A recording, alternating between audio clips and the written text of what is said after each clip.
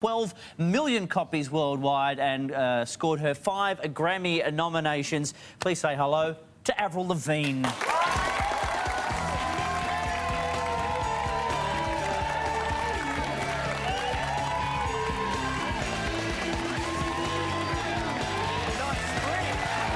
good. How you going?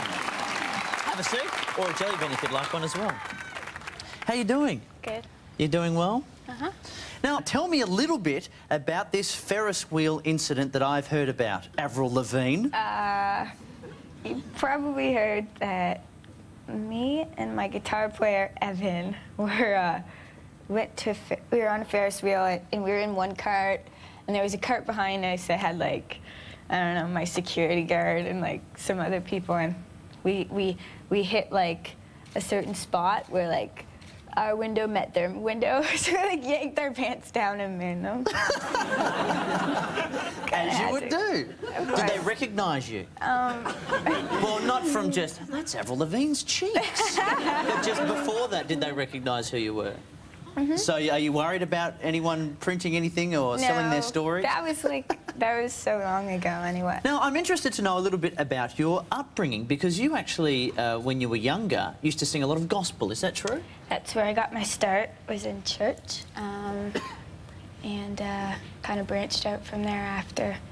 But I went to, I grew up going to church, and that's where I sang my first solo. So does that mean you've always wanted to sing from a very young age? Were you the kind of kid who sung into a hairbrush, that kind of thing?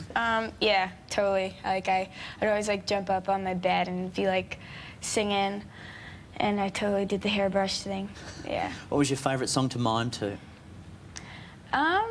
I was really into, like, the Beach Boys when I was younger, so danced around to that. I was a big fan of Footloose by Kenny Loggins. Do you think less of me because of that? No. Oh, good. So, coming from a religious family, does that mean that your parents were quite protective of you when you were younger? Yep. My parents were very protective. I wasn't allowed to, like, go to parties or anything like that, even when I got into high school. Really? Yeah.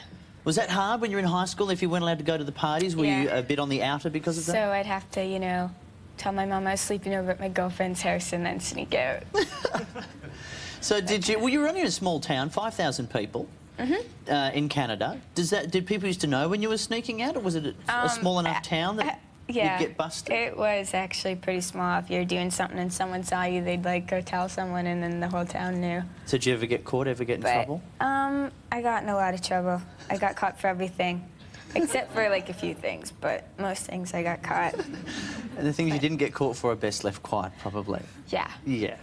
Well, I'm interested to know then, from your upbringing, from your background, how did you get to be where you are now, with the look you've got now, which is, it's very tough, it's very rock. How did that come about? Was it an intentional thing, or was it just, is it just a stage you're going through in your life? Me growing up and becoming my own person, and just because I was brought up in a Christian home doesn't, mean that I'm going to be like this kid with strict morals. I mean, I have morals, but, I grew up to be my own person. And well, how do you feel about this whole anti-Britney tag that keeps getting bandied about a bit? Not just for you, but for all these other performers as well.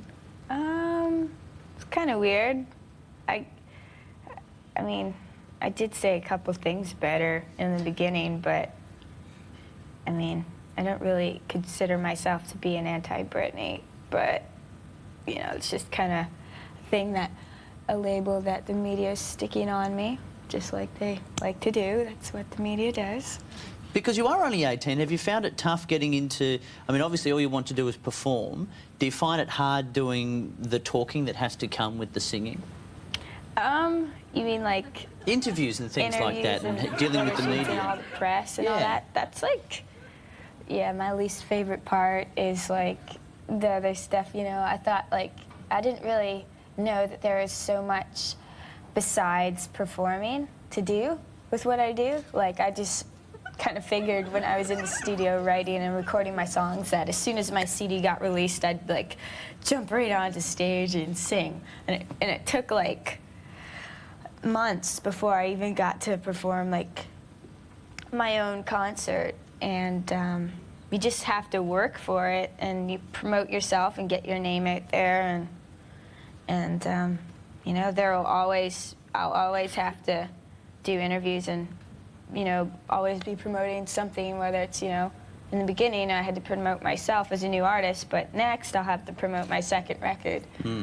So you can't really get away from it, but... And now you're here in Australia, and I know the one thing you wanted to do while you got here was see a koala. Did you actually get to do that? We wanted to see koalas and kangaroos. Yes, we went to the zoo, but it wasn't good enough. We didn't get to hold them, and my band and I, we want to be able to hold a koala bear.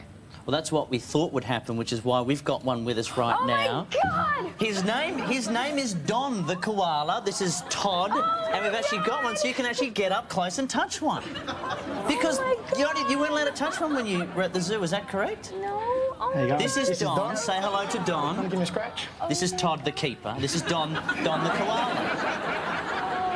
Because you're like me, you are a bandit for nature documentaries and animals, aren't you? God, it's so cute. It is. And he smells funny, which is what I like. So are they as cute as you expect them to be? So cool. I can't believe that. So cute. Where's my band? They have to see them. Oh, we'll have Don at the after party after the show. Make no doubt about it. So is he high right now? Oh, not really high. He's just they checking always things like- out. Yeah, on all the leaves they On get the high. leaves? It's just that his leaves don't have many nutrients in it, so that's why he sort of sleeps all day. No, he loves all the attention. Oh my God, I can't believe I'm touching one right now. Have you touched one before? No, I haven't. Todd must go out on the weekend with a koala. Let's go. Have you touched one before? Well, we'll leave you to get more acquainted so you can catch up with Don properly. But thanks very much for coming on the show. It's been a real pleasure having you, and enjoy your stay while you're in the country. Thank Avril you. Lavigne, everyone.